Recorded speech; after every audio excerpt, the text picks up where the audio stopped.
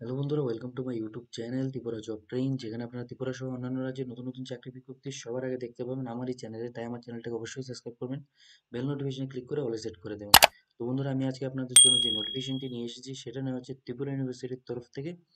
Total একটা নয়, total তিনটি নোটিফিকেশন বেরিয়েছে, জব নোটিফিকেশন ত্রিপুরা ইউনিভার্সিটির তরফ থেকে। তো আমি একটা একটা করে আপনাদের সবগুলি নোটিফিকেশনই দেখিয়ে দেবো। আর এই নোটিফিকেশনগুলি দেখার জন্য আপনারা ত্রিপুরা ইউনিভার্সিটির যে অফিসিয়াল ওয়েবসাইট সেখানে চলে আসবেন, অথবা আমার ভিডিওর ডিসক্রিপশনেও এই নোটিফিকেশনগুলি আপনারা পেয়ে যাবেন। তো বন্ধুরা, চলো শুরু করি। এখন একটা একটা করে নোটিফিকেশনগুলি আমি আলোচনা করছি।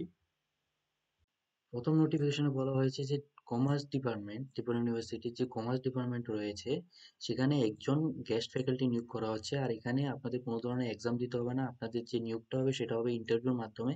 এখানে যে ইন্টারভিউ ডেটটা দেওয়া আছে সেটা বলা হয়েছে যে 22শে জানুয়ারি 2025 আপনাদের ইন্টারভিউটা হবে। আর এখানে এডুকেশন কোয়ালিফিকেশনের কথা বলা হয়েছে যে মিনিমাম এডুকেশন কোয়ালিফিকেশন আপনাদের দরকার হবে কমার্স সাবজেক্টের উপর।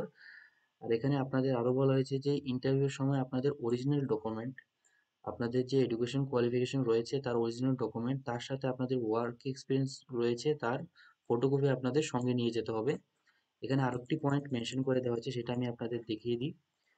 এখানে আরো বলা হয়েছে যে আপনাদের 10 মিনিটের একটা ভিডিও প্রেজেন্টেশন আপনাদের সঙ্গে নিয়ে যেতে হবে।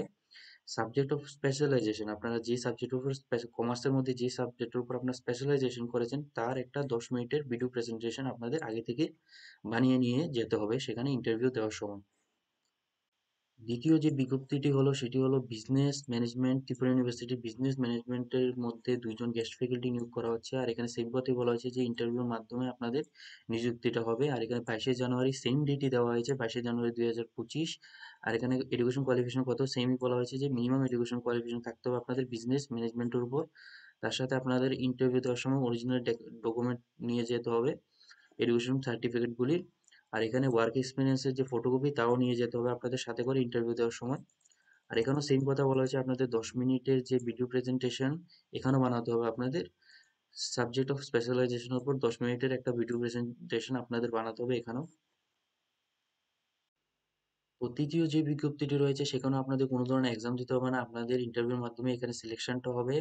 আর এখানে স্যালারির কথা কোনো মেনশন করে দেওয়া হয়নি, শুধু বলা হয়েছে যে একাডেমিক পে লেভেল 10 10-এ আপনাদের স্যালারিটা হবে। আর এখানে টোটাল যে পোস্টের সংখ্যা দেওয়া হয়েছে সেটা দেওয়া হয়েছে 8টি, তার মধ্যে পারফর্মিং আর্টসের মধ্যে রয়েছে 4টি, ট্যুরিজম অ্যাডমিনিস্ট্রেশনের মধ্যে রয়েছে 4টি। এখানে আপনাদের অ্যাসিস্ট্যান্ট প্রফেসর পদে আপনাদের নিয়োগ করা হবে। আর এখানে কাস্ট ওয়াইজ পোস্টগুলিও বিভক্ত করা হয়েছে, আপনারা এখানে দেখে নিন। তারপর রয়েছে আপনাদের যে অনলাইন ফর্ম সাবমিশনের যে ডেটটি দেওয়া হয়েছে সেটা দেওয়া হয়েছে 9/1/2025, আর লাস্ট ডেট দেওয়া হয়েছে 29/1/2025। আর এখানে জেনারেলদের জন্য 1000 টাকা অ্যাপ্লিকেশন ফি দেওয়া হয়েছে। আর এখানে ওবিসি এসটি ক্যান্ডিডেটদের জন্য 500 টাকা। পিডব্লিউডি এবং ইডব্লিউএস এর জন্য কোনো ধরনের অ্যাপ্লিকেশন ফি রাখা হয়নি।